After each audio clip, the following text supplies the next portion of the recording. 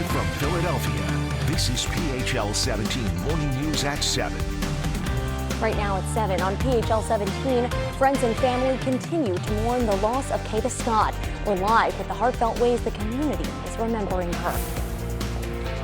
Let's go ahead and take a live look outside. How gorgeous. We had some rain move through overnight, so you might be waking up to some droplets on your car windshield, but now we're just left with the clouds. So we're going to be checking in with meteorologist Monica Crine here in just a bit. What's up, Eagles fans? We back, baby. He's back. Brandon Graham is back with the Birds. We'll hear more from BG coming up in less than 10 minutes.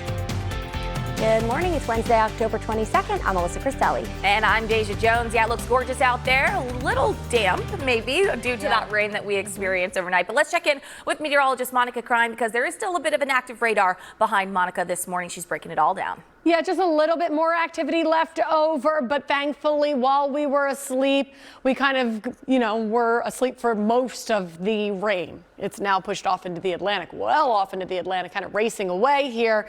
And then we've got a few isolated showers now in Ocean County. Otherwise, Burlington County, back through Philadelphia, it's just some clouds and a little bit of a light fog. I would say the worst of that fog, and it's not even all that bad, is up through Pottstown and into Allentown. Allentown has less than a 2-mile visibility. Pottstown has now gotten much, much better, where they went from a half-mile visibility to now a 5-mile visibility. So I think we're seeing improving conditions within the last hour or so as temperatures are holding into the 50s, 55 in Philadelphia, 50 degrees in Pottstown, 53 for those of us in Millville, and we're experiencing for your temperatures trending today mid to low 50s through about 9 o'clock, low 60s around 11 o'clock, and then we head through the afternoon and evening and we've got mid 60s for today. Not quite as warm as yesterday, but a little bit higher than what's to come for tomorrow and the day after as we continue this cooling trend. Nice to see that sunshine though in store for today. Even more sunshine as we head closer and closer to the weekend. Let's get it to Jenna. She's got to check out those roadways and that traffic. I still feel like we're seeing a lot of issues. Yeah, we got a couple things happening this morning, Monica, and I said this yesterday. I mean, we really are fully back into the swing of things. September was the start of back to school, but now this fall commute is in full swing. So problems are popping up regardless of the weather. Let's talk about the Schuylkill Expressway moments ago. Couple seconds ago, actually, police activity just cleared on 76 eastbound. So this was impacting a right lane here by Roosevelt Boulevard. Still seeing some delays through the area, but it's not as bad as you think it'd be because we were in that area where you could exit very quickly. And then you still had 2 lanes available there on 76. So travel times at about 21 minutes from the Blue Route to the Vine. Westbound actually heavier there, approaching a half hour as you're heading out towards the Blue Route. Problems on the Pennsylvania Turnpike continue this morning. Westbound crash there off to the shoulder by Fort Washington. It's about 40 minutes from Bensalem to Valley Forge. Deja, over to you. Yeah, definitely give yourself some extra time, Jenna. Thank you. In our continuing coverage this morning, the community is mourning the loss of Kata Scott as investigators work to determine her cause of death. Yeah, and for a second straight night, family and friends held a memorial releasing white balloons at Ada Lewis Middle School near the site where she was found. So that's where PHL 17's Rachel Moore is live with emotional reaction, I'm sure, from loved ones. Rachel. And that's all for our look at sports. Coming up after 8, a movie about cheesesteaks needs some extras. How you can try to get involved. Stay with us.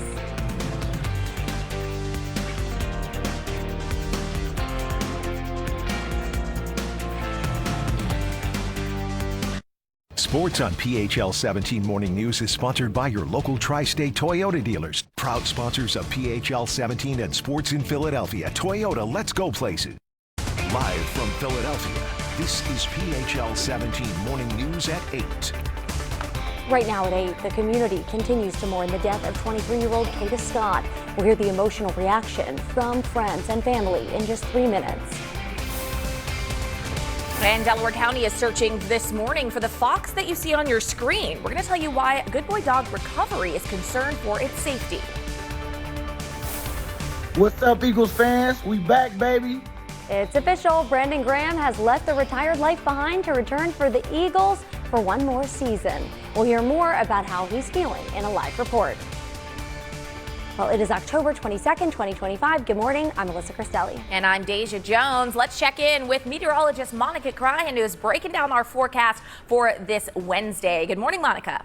All right, good morning, guys. We have improving conditions. I love when I can say just within the last couple of hours already that forecast is getting better and better.